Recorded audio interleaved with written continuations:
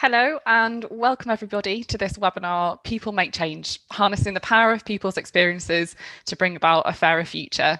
We're delighted so many of you could join us today. I'm Hannah Lim, a funding manager at Esme Fairbairn Foundation, and I'll be chairing today's session. To bring about a fairer future, we believe people most affected by the issues should have a role in how to improve them.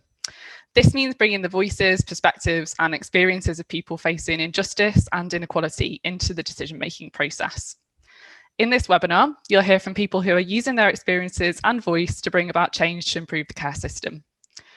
Just a few brief details on practicalities before we get started. Live captioning is available for this session. Please click the closed captioning or CC button at the bottom of your screens to view these. We'd like to thank Darlene Rodella from VoiceBox Agency for providing the live captions for us today. There will be an opportunity for questions and answers once we've heard from all of our speakers. Please use the Q&A function, which you can find at the bottom of your screens to submit questions whilst the panelists are speaking. You can also upvote questions submitted by another participant if you'd really like to see this asked. My colleague Luna will be reviewing your submissions throughout, and we'll come to her at the end of the presentations to hear what your burning questions are. We'll be tweeting about the event using the hashtag #PeopleMakeChange, so please join us in sharing your reflections using that hashtag. We'll also be recording this webinar to share on our website, along with a written transcript.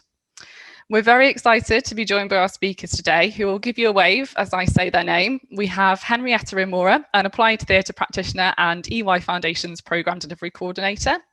Kate Watson, who's the Senior Projects Manager at PhotoVoice.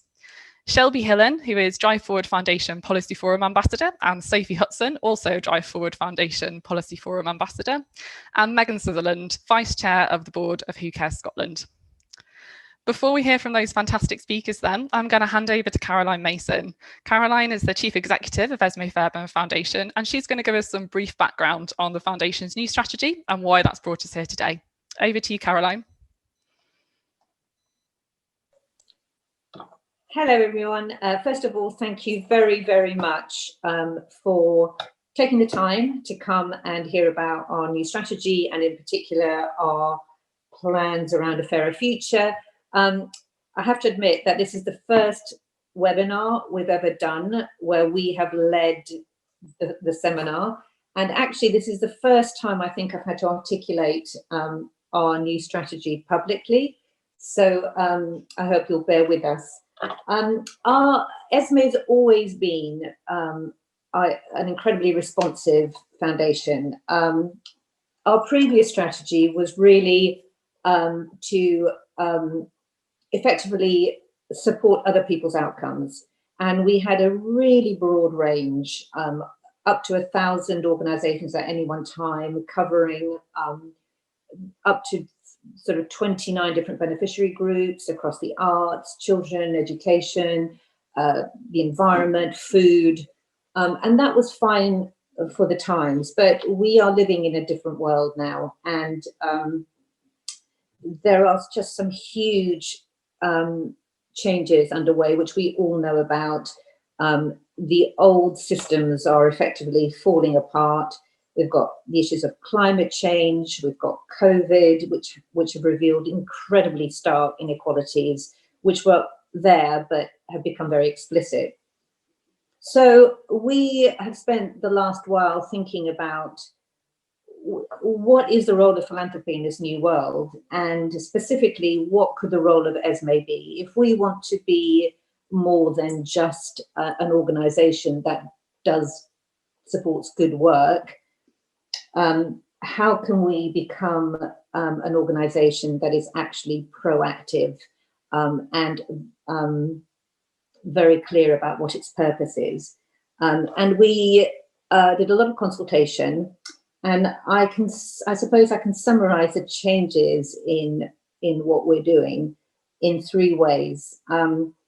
One is to understand what we're good at and what we're not good at, and where we can add most value. So knowing our purpose and understanding what the best contribution is that we can make. No one is going to solve all of these problems on their own. So let's understand where we are able to make the best and most effective contribution. The second is understand, accept, and use our privilege. We can be way more than just a grant maker. We can use our endowment, we can use our voice as an investor, as an asset owner. We can use our resources to convene people, to commission. So we are now saying that our responsibility is to use all of our resources to support our purpose. And the third area, I suppose, is about knowing our place and understanding our place. I always think of foundations as we are just another charity, and what we have is effectively money and expertise in certain areas. And so who is it that we have to always work with? So we should never work on our own. We should always work in collaborations with others. So we should see ourselves as part of a jigsaw rather than part of a pyramid. So, and that is and listening to those who are genuinely expert by experience is fundamental to the new strategy.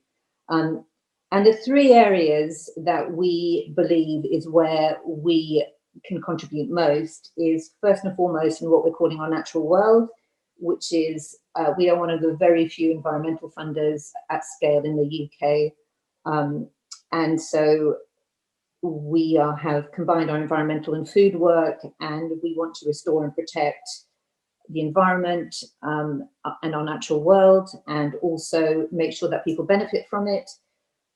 We have done a lot of work around injustice and inequality. So a fairer future is our way of bringing all that together and having a clear articulation of that. And finally, creative, confident communities, which is about how do we help and contribute towards strengthening and building bonds within communities, so that they are confident. We know we can't do everything, and so we think that where we have a high tolerance for flexibility and risk, we're already known as a core funder. Absolutely, we want to move that as far as possible to unrestricted funding, and long term to really back our work over. So our strategy is a 5-year strategy, and then we have 10-year goals. So we're really thinking long term, and I think that it's sort of encapsulated by the term unlocking change. So in these areas, what we're trying to find is, what is the thing that is stopping something good from happening, and how do we clear those barriers, or facilitate people talking to each other, or catalyze new ideas, and and use all of our resources that we have to try and use them well, and use them effectively, and always alongside others. So that's a sort of, I'm happy to answer later any questions on any of the strategy. And this session is specifically around a fairer future, and how we want to listen genuinely to people and voices to help in our decision making, and to articulate what it is that we're trying to achieve. So I'll stop there because I know we're tight on time, but happy to answer any questions at all on the strategy whenever that's appropriate. Thank you so much for that, Caroline. A reminder, Caroline's mentioned there, we'll be doing Q&As at the end of the session. Please put your questions in the Q&A box. We'll also be sharing a recording and a transcript from this session as well, if you'd like to listen to anything again. Without further ado then, I'd like to introduce the first of our speakers today. Henrietta Imoreh is an applied theatre practitioner with a lifetime history of being engaged with policies that tackle the overrepresentation of looked after children in the criminal justice system. She's passionate about social change and uses her creativity to support young people from disadvantaged backgrounds. Henrietta is an ambassador for her local authority, and as an advocate for care leavers, she uses her care experience to inspire change. She's set up her own theatre company, Redefine, funded by Battersea Arts Centre for care leavers not in education, employment or training. And Henrietta is now working at EY Foundation as Programme Delivery Coordinator and has co-designed EY Foundation's new programme, Care to Employment with Care Experienced Young People. Over to you, Henrietta. Great, thank you, Hannah. I just wanted to say before I start, a huge thank you to Esme Fairbairn. It's been a really long, holistic and supportive relationship that I built with you guys over time. So I'm really happy to be part of this panelist. So it's really lovely to see you guys and to be back. And before I start off, I would just like to introduce myself. I know that Hannah's given me a bit of a bio, but yes, I am 26 and I'm care experienced. At the age of about 11, I went into the care system. So I've been moved about 6 times around London into lots of different foster homes. And my experience is not different to a lot of care leavers. A lot of care leavers have had similar experiences to me as well. From my experience, I'm an ambassador. It's what I wake up in the morning and it fuels me to want to create social change, as Hannah mentioned. So I utilize my experience and I always think of my little brother that's actually still in the foster care system, still fighting battles that I'm fighting, that I fought back in the day. So it makes me want to constantly be that catalyst for social change. So as mentioned, I am a care experienced person and I went on to the arts. I was a young person who got into a lot of trouble. I went into a pupil referral unit, got kicked out of school, so very naughty, not what you see on the screen today. And I think the arts was the transformative tool for me to get me into where I am today. So the arts is what built that confidence. The arts is what I could pour myself into to really be the catalyst of my change and my narrative. We all know the statistics of care leavers, so only 6% of us go into university, but actually there is some amazing care leavers out there. Some are on the panelists right now that are doing great work, and these are the young people that we need to see in those statistics. So for me, I went on to the Royal Central School of Speech and Drama University, and my time at that drama school was really hard, and being able to fit in as a Black woman who is care experienced was really hard to fit in. But then I utilized my experience and went on to get funding for a social entrepreneurship program, and I then set up my own theatre company, as Hannah mentioned, called Redefine. So if Christina could share the screen for me, I'd just like to show a few pictures. Great, thank you. So here I set up my own theatre company in 2016. So Redefine, the reason why I called it that is a theatre company that is set up to define and we change what the care system and the statistics show about care leavers. I actually think that if we redefine those stats, there will be change. Those stats are not empowering, those stats are not inclusive, and those stats definitely don't identify me and the young people that I work with. So this theatre company that I set up is not all about creating a stage where it's tokenistic or creating a stage that is about young people performing their trauma and young people performing their stories to sell tickets. Redefine is actually a theatre company that allows young people to be agents of change. So all of my young people advocate for other young people. We had a few stakeholders that would come into some of the sessions and really find out what are the issues that we're talking about. Christina, can I go to the next slide, please? Great, so yeah, my theatre company is all about looking at what are the factors that affect young people in care and how do we bring in stakeholders to really come into the show, but also tackle and have an open conversation about some of these issues. So it's a 12-week program where we talk about housing, we talk about how many young people, how many stakeholders and professionals that young people have to see, and we talk about the issues and battles that care leavers have to face. And all of these young people that you can see in the photos, Christina, next slide, please. All of these young people that you guys can see in these photos, at the start of my project were not working. So I recruited neat young people that are not in education or training or employment. And that was purposefully to try and get them to use the arts as a transformative tool. So all of these young people now are successfully working part-time jobs, and they're also in education. I don't like to take that reward. I don't like to make myself feel powerful because of that. I'm just an instrumental part of their success.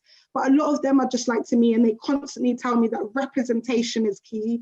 For these young people, they saw a leader who is care experienced. They saw somebody who is an ethnic minority, that is a director in that space. And that's one thing that I think for me was the catalyst of their change, is that they were able to see representation. So if we just move on, Christine, that'd be great.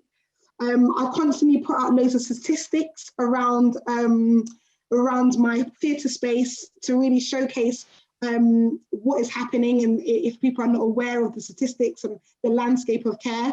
And then in this show, it was called Battles, and we got young people to kind of rip up the paper. And that was a bit of a show of action, a bit of a riot to show that they are taking the stage, and those statistics do not define them. Christina, could go to the last slide. I would often get the MP. So we had the MP of Battersea to come in and see the young people, but also for them to listen to what they're going through. And it's not just about, they come and watch a show. It's actively like hearing about what they want, what change they need, what support do they need, and thinking about what is the exit strategy for those young people as well. Christina, could go to the next slide. And yeah, just the one after that. Great. So here we have a young person as well that had quite a lot of issues, and she would often say to me that representation, once again, is key, and she would often speak about the fact that she is now an agent of change. And when I saw Rupa, one of my young people that's on the screen, oh, Christina, you could stop sharing now. When I met Rupa, I now understood about how can we support care leavers to become care leaders. And that is something that this theatre company has taught me, that actually it's not about putting us on a podium. It's not about putting us on a main stage. It's actually about putting us in the strategic policy change rooms.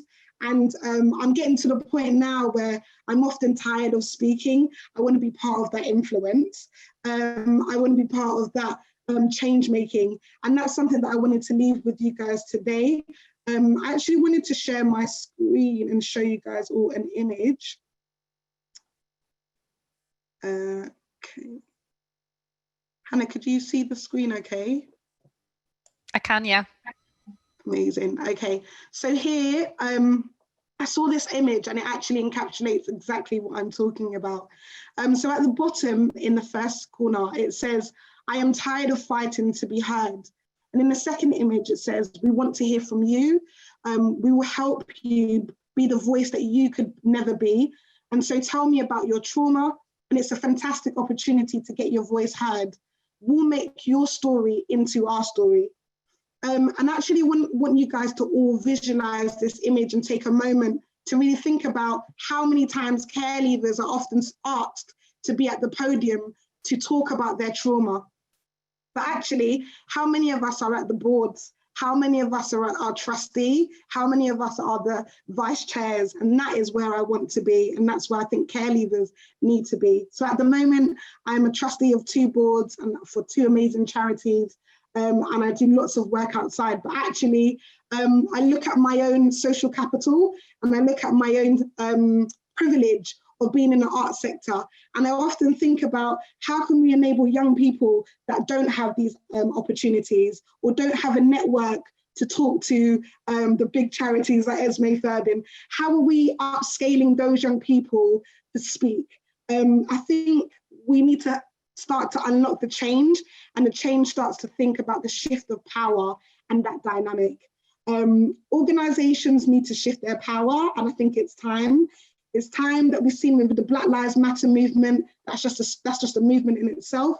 But actually, care leavers want that as well. I think now we're tired of organizations talking for us. So how can we now enable young people to be agents of social change?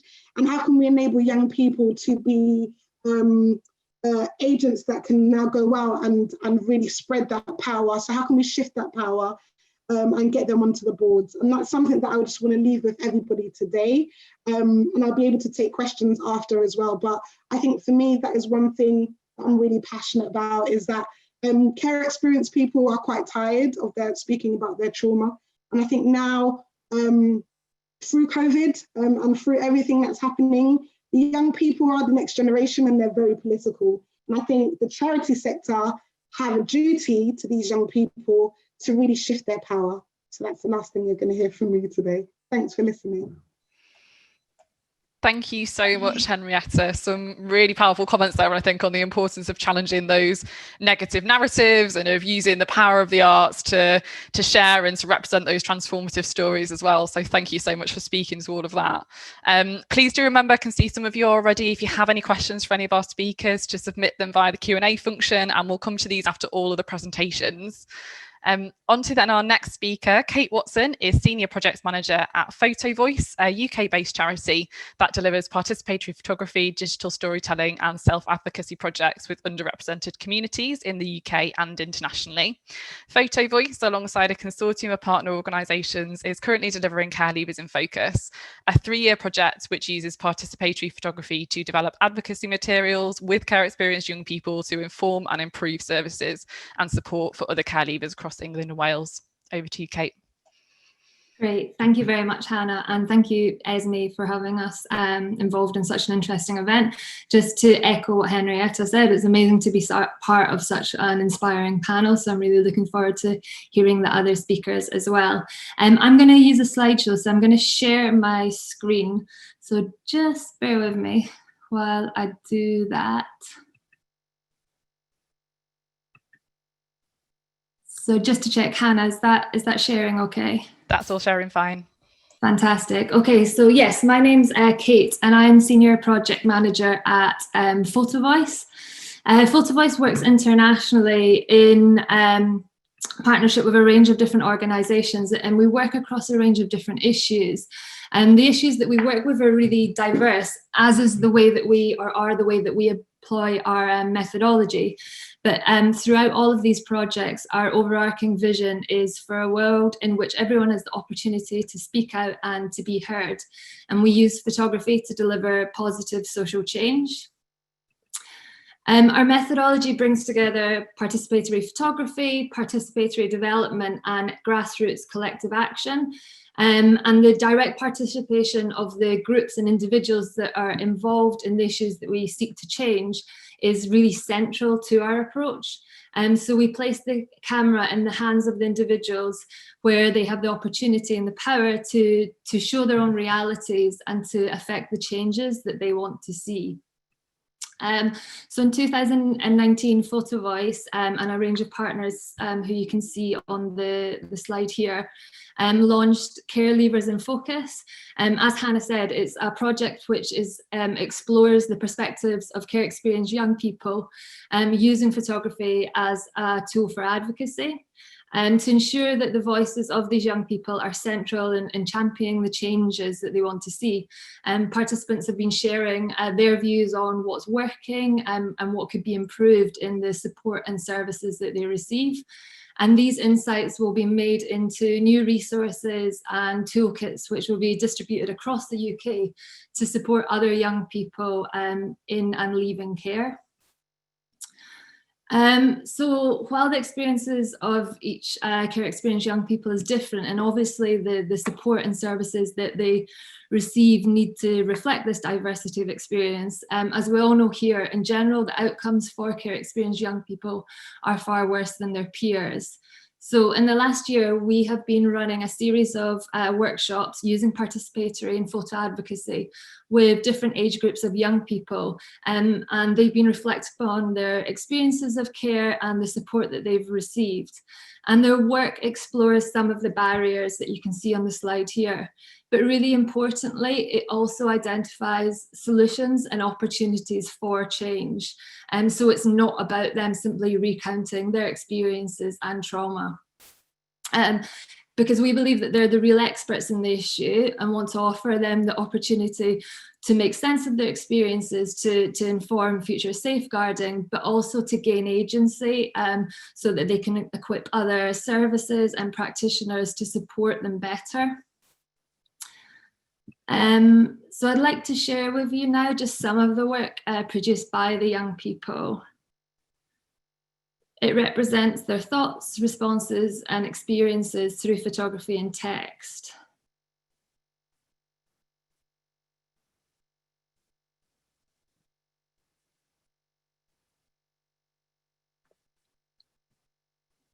Really important with our methodology is that it's not explicitly therapeutic, and so participants are given the choice about the work which they make and the themes which they would like to explore within their work. And this is really important for building confidence and resilience, and for self-actualization.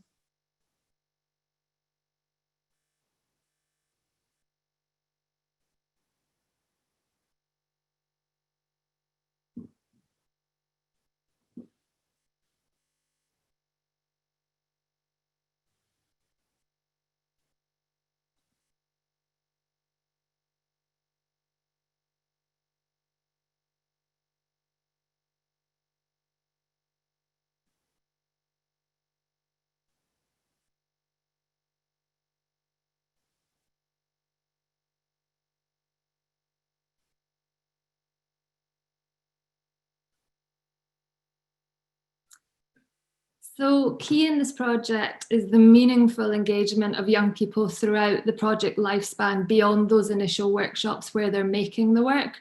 So this really follows our methodology, where the project might start with individual impact and self-advocacy, but the project is designed to have a ripple out effect, where that personal change informs a more structural change by strengthening the framework in which the issues are situated. So that's why the insights that have been generated from these photographs and these photo stories will be developed into new resources to support other young people. And the workshop participants and other young people will be directly engaged in that process. And you can see some of the activities that we have done and we will be doing in the following slides to achieve this. So in ensuring that the voices of care leavers are foremost in informing and improving the services that they access, providing opportunities for the young people to advocate and to recognise their rights, the project aims to improve the rates of successful transition for future care leavers and influence the policy making and effective implementation of those policies to improve the context for them.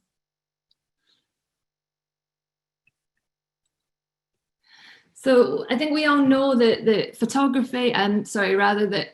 self-advocacy is an important part of person-centred change. However, becoming an advocate is a really gradual process, realising what your needs are, being comfortable in decision-making and speaking, and even having the confidence to believe that your voice deserves to be heard is a process that needs to be supported for a lot of care experienced young people. So why use photography to do this? Well, as described, photography can be adapted to a range of different outcomes, and at PhotoVoice we really believe it to be a tool or a process rather than only an end product. So looking at the changes at an individual level, photography can be an entry point to engaging with issues and past experiences. So it can provide a way of participants or young people to speak without necessarily having to talk. As a creative tool, it can overcome some of the fatigue or resistance to engage with services, and it has skills building opportunities, so building confidence and providing a platform for affirmation and growth. And our workshops brought together lots of different young people, and as we move into the next phase, we'll be bringing those different regional groups together. So it's a really important opportunity for peer support networks and for reducing the isolation. And because of the different age range of the participants, then you have some of the positive role models that Henrietta was talking about in her presentation. More widely, we understand that there's complex issues, there needs to be structural change, so we are engaging with wider stakeholders and decision makers who set the context. So photography can provide a new way of engaging, opening up this process for change. Photographs can carry powerful messages, and they can present more nuanced personal stories which might speak to different audiences more than statistics or facts alone.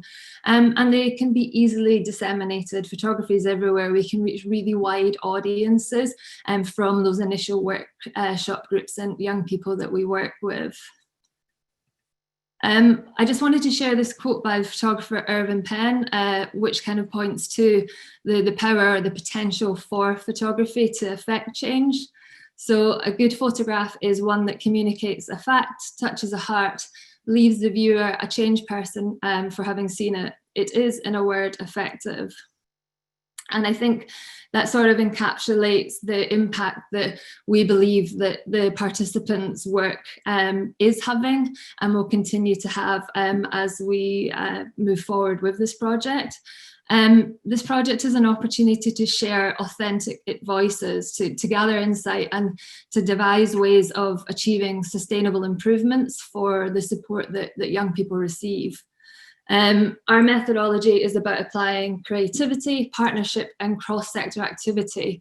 And in doing so, we aim to impact solutions that ensure better experiences for young people as they journey through the preparation, transition out of care and onwards into adult or independent life. Within all of this, we will be making sure that care experienced young people are at the centre of championing these changes. And I'm just going to leave you with a couple more slides of the images.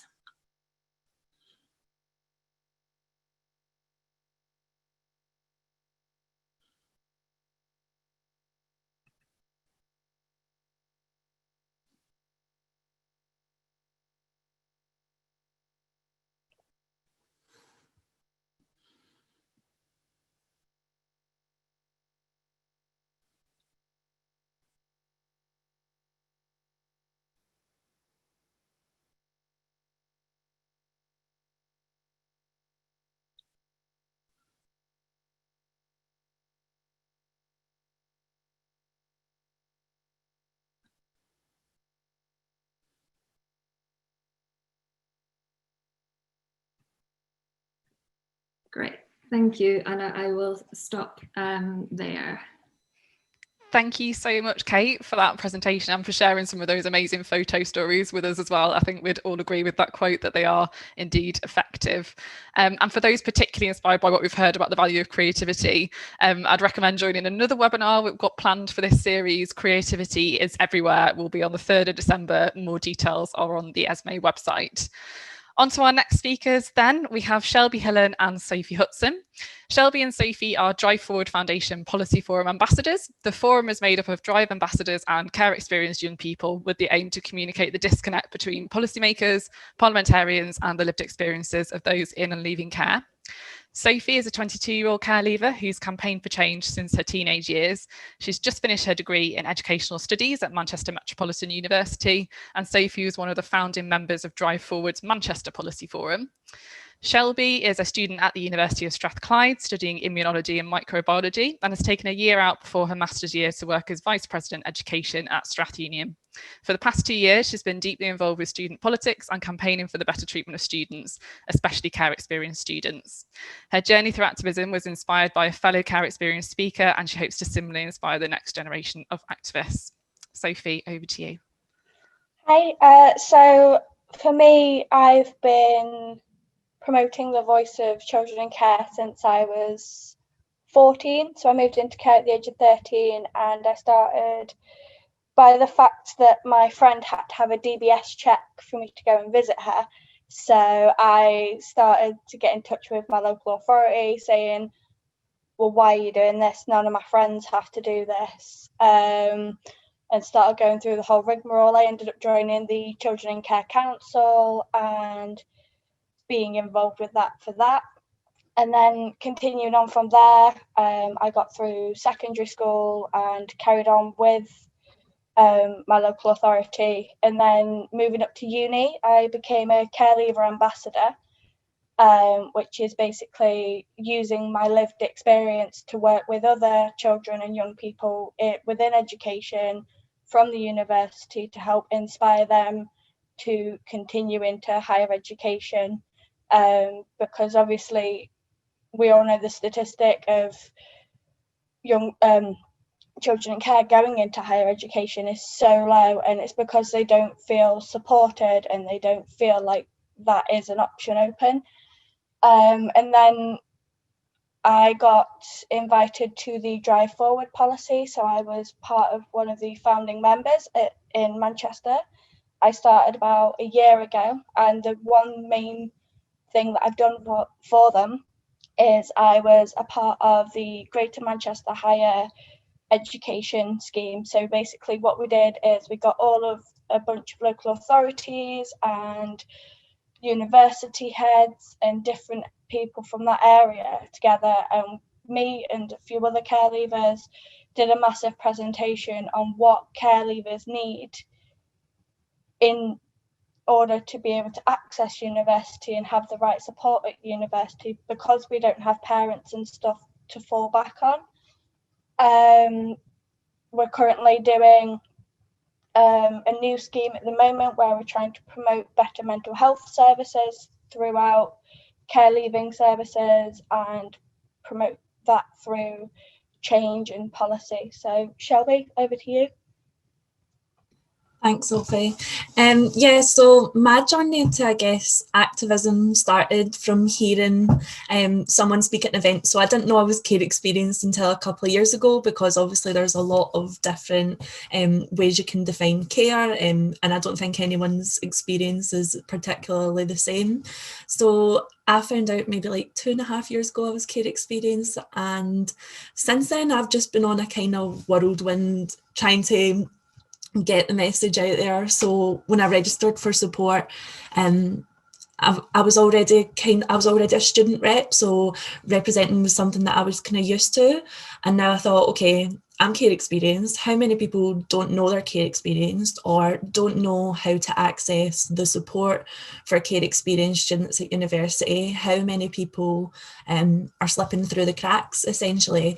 And I tried to do some work with UCAS to get the care experience button added, and you can now self-define as care experience, which makes it a lot easier for universities to support these students when they do transition there. And then I started doing some kind of work. So I think working with charities like Drive Forward Foundation or Who Cares Scotland is the biggest opportunity for young people that are care experienced. I started working and I took part in the independent care review. So that let me essentially use my experience of going to children's panels and remembering them. It was quite difficult to actually improve the lives of others. And I think it's really tough because care experienced people are particularly, their actions are criminalised at a very young age. And I think it's difficult to then make that progression. I think a lot of people don't want to talk about being care experienced because they feel it's going to hold them back, or they don't want to let the uni know because that's going to go against their applications. So a lot of the work I'm trying to do now is to break that stigma. So I work with Strathclyde Cares at my university, and that's basically we write the kind of policy and make decisions about how to support our care experienced students. But I think there's a whole piece of work to be done. So I'm managing to control this environment that I work in about higher education and empowering care experienced young people. But I think the bulk of the work has to be done way further down the line. I'm thinking as soon as you enter the care system, there's got to be these positive role models. And I think you're pretty much condemned to being it feels like you're condemned, oh, that's you can stay in that box, you're care experienced, that's your title now, you can't be anything else. And I think it's about inspiring the next generation of young people to think, oh, I can be a lecturer, I can be a doctor, even though I've been through this. So I started a society, and that's just really, again, to bring people together, because I find when you bring people with these lived experiences together, they get so much confidence from it, you start inspiring each other, and I think that's like what the work of like Drive Forward and Who Cares Scotland's like. It's very much people in the room at the top making all the decisions, which makes it so much more powerful. But with the Drive Forward Foundation, I found it so easy to campaign. I think trying to break the barriers, so like it's really hard as a care experience person, I think, to actually engage, because usually you support yourself, so you work at the side of university, but you also want to be involved in all these policy things. But what's amazing about these charities is that they make it really easy to engage, and I think that's where you need to also, if we're wanting to create change, we need to make it as easy as possible for people to engage and to be able to use their lived experiences to their advantage. But the one thing that I wanted to leave everyone is how do we reach this younger generation of care experience people, the people who are going to be coming to university, who are going to be starting their own companies. The figures right now are stark, and I think the work that we're doing will change that in the future. But I think we really need to start thinking about how we get in there early and how we inspire these younger generation of people to become the change makers, like Henrietta said, like on the board, not just speaking to the board. Thank you. Thanks very much to both of you. Really inspiring to hear how you've both been using your experience for change, and I know that you will definitely have a role in inspiring others to do so as well. A reminder again, I can see lots coming in, but if you've got any questions, submit them via the Q&A function now. We'll come to these after we've heard from our final speaker. Our final speaker is Megan Sutherland. Megan is the Vice Chair of the Board of Who Cares Scotland and has been a consistent advocate to put the voices of care experienced people at the heart of Scotland's agenda. She became involved with the charity at 15 when she requested advocacy to have her voice heard in decisions about her care placements. She received a scholarship to study at Harvard University over the summer of 2016 and became a trustee of the charity at 17 and awarded SCVO's Terrific Trustee Award in 2019. Megan worked as policy officer in the Scottish Government's Homelessness Unit, and she's currently in her final year of a social and public policy with quantitative methods degree at the University of Glasgow. Thanks so much, Hannah. So yeah, I am the Vice Chair of the Board of Who Cares Scotland, and we are a national advocacy organisation for care experienced people, and I've been involved in our campaigning work for about 6 years. But prior to this, I lived in quite a huge, noisy residential care home unit in the Highlands, and I was often the only girl, and I had grown up with kind of domestic abuse and violence, and I'd learnt that keeping myself as small and amicable as possible was the best way to get through life. But as Hannah said, I became a member of Who Cares Scotland at 15 because I desperately needed my voice to be heard in decisions being made about my care.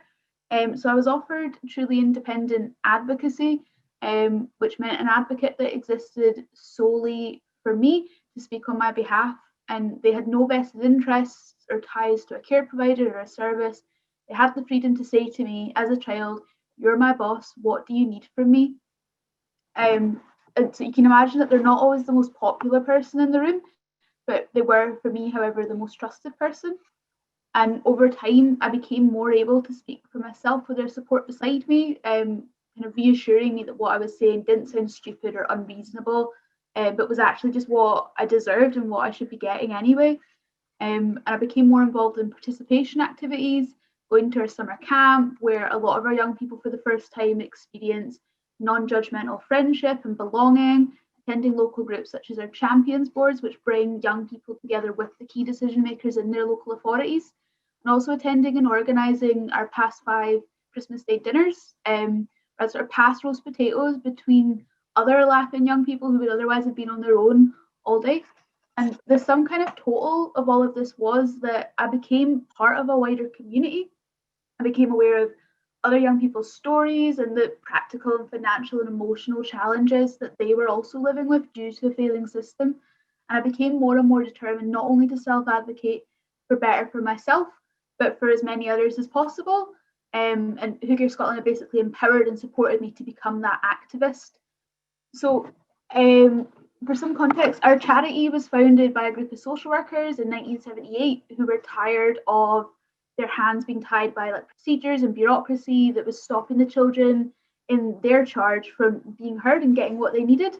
And as we grew as an organisation, we became more able to offer participation activities to bring young people together who had a shared experience and understanding. And I have met care experience people from all over the world, from the other 5 nations, from New Zealand, from Sweden, from a Native American community in Oregon, and I feel like I have more in common with them than the people I sit beside every day, or used to sit beside physically in lectures, because we understand what it feels to be separated from our brothers and sisters, to move between houses with no say, have communities protest against you living there next to them as their neighbour, to have no one to phone outside of Monday to Friday 9 to 5 to help. And our advocates know this too, as they walk beside care experienced people who live this reality every day in every part of our country. And this realisation that our organisation had, that these problems were systemic, but that individuals were being left to pick up the pieces, is why we became a campaigning organisation, because campaigning is collective advocacy. And Campaigning with Who Cares Scotland is founded in empowerment and voice and listening. And so we made it our mission to speak on behalf of oppressed people straight to the decision makers and the oppressors. We put people with power and responsibility in a room with people who have been affected by their systems and had a message for them to hear and act upon. But we really want to be able to basically walk the walk as well as we talk the talk. So we prioritise voice to be at the centre of everything we do, because we exist for the care experience community. We've got over 3,000 members, and there's nobody better to be driving our work and shaping it than the community itself. So we aim to have at least 30% of our staff in care experience at all levels, from the receptionist you meet when you walk in the door to myself and our care experience chair of the board. And we're about to constitutionally recognise our national representative body in a move towards democratising our organisation, because we are the most representative organisation for the care experience community in existence. And it's a real privilege to be able to share our learnings and grow a movement of partners across the world. Our staff culture is very flat, so that what our advocates hear, basically like on the front line, is shared right throughout the organisation, to the policy team, public affairs team, the senior management, and ultimately the public bodies that we exist to hold to account. It's a constant reminder that we need to do more and we need to do it faster. And so when we recruited recently for our new chief executive, it was key to us that it was a decision made by our entire membership, because the role of our chief executive is not to speak for us and tell our stories to funders and media and politicians. Their role is to open the doors and get us the space and time we need to tell our story and invite action for ourselves, and to hire the good quality people we need to support us while we do it. So it was really key that we had a survey that went out to all of our members. We had an interview stage for our CEO with our national representative body, and that what our membership told us really shaped the role profile that we put out for our CEO. It wasn't a decision that was made by a couple of trustees in a room and no one really knew what happened. So in 2013, the Scottish Government was considering a new Children and Young People's Bill, and Who Cares Scotland took 21 care experienced people to Parliament, asked them to raise the maximum age of leaving care from 18 to 21. On the back of this success, in advance of the 2016 election, we launched the 1000 Voices Manifesto, and every party signed up to it, agreeing if they were elected to government, they would listen to 1000 care experienced children, young people and adults. We didn't need to ask for more, because we knew that after hearing 1000 stories of how Scotland was raising its children, they would feel the same urgency to act that we do. So Nicola Sturgeon came to our offices to begin her 1000 Voices Challenge in June 2016. And I remember the frantic cleaning that was happening in the office the night before. We were getting light bulbs changed and skirting boards were getting polished. And I was sitting in a quiet room with 3 other activists and our CEO, preparing to be the first 4 of the 1000 voices that she heard. I still have the old school jotter that I wrote out my plan in the back of, where I asked her for a commission of the care system so that no child has to experience what we did again. And so, we were aiming for 1000 voices. We were pretty surprised, but over the moon when after just 12, she announced a root and branch review of the care system, which would be led and driven by Care Experience Voice. And 4 years later, the Scottish Government is getting ready to implement those recommendations.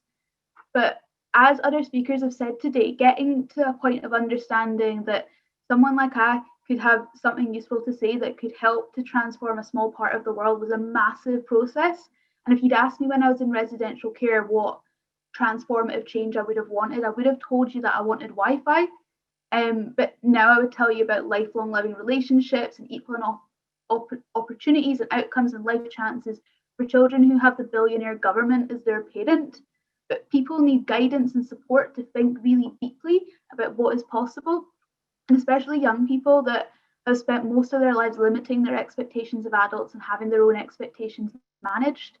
And it's difficult to imagine a rainbow if you're colorblind, in the same way that it's difficult to imagine what having a lifelong network of supportive, loving relationships would feel like and would do for you if you've never actually been told that you're loved. And so that is why bringing the community together to explore and share and debate and refine our message in a safe space is so important. And I've seen this happen like up a hill organically in our campsite when other young people also learn that they've been moved school 3 times or that their teacher went above and beyond to help them sit their exams. And so we created the 1000 Voices team to go across the country and engage with people to think really deeply about what they would like to tell the care of you through all different forums, through paint and Play-Doh and drawings and interviews. And I've heard in my professional life the phrase hard to reach, and I've seen discussions go round and round and nowhere ultimately about how to respond to people who have adverse childhood experiences, or ACEs as the sector jargon calls it. And I believe that these conversations are stagnating because they frame the issue on the person with the experience rather than the professional or the body who needs to adopt a new way to live and work and think and respect people who are experts in their own right. The First Minister has met us and our members where we are. She's come to camp, she's listened to songs and poetry written by our members, she's led with her heart, and it's thanks to her openness and her willingness to learn and try something new that we are where we are today. We've shown that it's possible to reach everyone and amplify marginalised voices, to inform government policy through speeches and poetry and conversations that started in a tent. So I think it's really time for the rest of the country to open themselves up to an experience-led way of creating change and fairer futures too, because we have a duty to do that to our young people. Thank you, Megan. Really valuable to hear about Who Cares' journey over time there, all that you've achieved in having care experience voices heard externally, but also how you've shaped your own organisation to centre that too. So thank you very much. I know we've got lots of questions that are waiting to be answered and very little time left. Whilst we've got our amazing panellists with us, we're going to focus on questions that are for them, that need their input. But we know lots of you have questions about Esme's strategy, so we'll try and pick those up in a Twitter Q&A later. Luna, can I come to you for the first question for our panellists? Yes, so we've got a question from Sam Eccles to Kate at PhotoVoice. They say they're very excited by your work with the care leavers via the Explore Care project. Have there been any barriers to working in Scotland? Oops, the question's just moved. Sorry. Do you want to answer that first, and then I'll see if I can find it? Because I just answered it in the... right. To say briefly, yeah, we had hoped to work across the UK in all 4 nations, and that was the original plan, but we really ended up working where we could find or secure partners who were experts in the issue and who were already engaged with the participant groups, the young people that we'd be working with. So in this case, that happened to be in England and Wales, and we didn't manage Scotland, but we'd be very much open to discussing opportunities to collaborate in Scotland. And it's worth saying that the project, when it's disseminated, we'll be looking to do that UK-wide, so certainly reaching Scotland and Northern Ireland as well. I hope that answers. Great. There's a good question here for all of you, actually, from Dawn Fuller. Is there any research or learning around empowering young people to be active on boards, and what changes might be needed in how boards tend to work to ensure equity of voices from different generations and lived experiences? Megan, could we maybe start with you on that one? Would you be happy to take a step? Yeah. So I think our board is pretty 50-50. We have quite a large board because everyone is kind of bringing such different skills. And I mean, I joined the board at 17, and I remember the first accounts meeting, and I was just like, oh my God, what is this? But I think our board members understanding that although we have different knowledges and understanding, we're all equally valuable means that we've paired up board members with different experiences to help them understand the other person's perspective. So whether that's I've got extra questions about how these accounts work, or like, what do you mean? What does an advocate actually feel like when you're working with an advocate? We can answer each other's questions, and ultimately there is no kind of sense on our board that one person's voice is more important than the other. Ultimately, we're chaired by two care experienced people. So I think it's basically a culture of respect that really, really helps our board work efficiently. I was trying to keep my answer short. Does that answer it for you, Hannah? That's great. Henrietta, have you got any comments just on your board experience as well to add to that very briefly, and then we'll try and squeeze in another couple of questions? Yeah, no, definitely. I think two things. So I think the way we recruit for board members needs to be more diverse. Actually going to local authorities and meeting amazing people like our panelists today and finding out who's doing great work. How do we get in touch and like upscaling them? And as Chelbi mentioned as well, the younger generation. So not just diversifying boards just based on race, but also diversifying boards based on experience and age and class, I think, which should be really important. So how we recruit against those mediums as well. Because I think I've been on boards, but I also know that I am often on boards because of my race. So I think also just being mindful of that, of like age as well plays into it, and class. So I think people need to be mindful when recruiting that as well. And the second thing would be about not just putting a young person on a board and then they're not actively making any change. I find a lot of people are like, yeah, that person's on my board, but then they're not even comfortable to speak on that board. They don't feel like they have anything to contribute. They don't feel like they're eloquent enough. So about how do we also train and mentor young people on that board to be the best leaders that they can. Thanks, Henrietta. Luna, have we got one more quick question before I ask for final comments from our panel? I think, like as you said before, we are going to do a Twitter Q&A on our strategy, because there are a number of questions here about that, and we do want to answer them all. But because we're running out of time, we're going to leave it until then. I think panelists have been answering questions along the way as well. So yeah, I think we can go to final thoughts. Wonderful. Before we close then today, we just wanted to pose one final question to each of our panel members in turn, and that is, what would be the one piece of advice that you would offer to others on how to bring the voices of those most affected by issues into decision making? Could we start with Chelbi, and then we'll go to Sophie, and then I'll ask from there. Yeah, I think it's important, like Henrietta said, not to just hire because someone has this really good experience and something that's relevant to the role.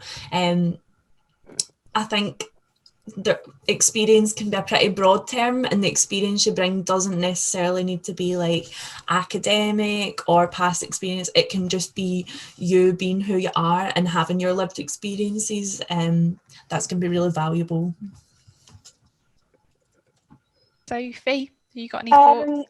I agree with Chelbi on a lot of what she said, and it's just listening as well and taking on board what that lived experience is, because we've lived it, we know what that experience is for us, so our experience will actually help you do things that will help things for future generations and make that positive changes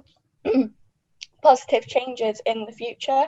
And therefore kids that are entering the care system or are going through it aren't going through the issues that we go through. They're not facing the same barriers. There's always going to be some sort of barrier, but if we can limit them by using our lived experience to prevent it, then do it.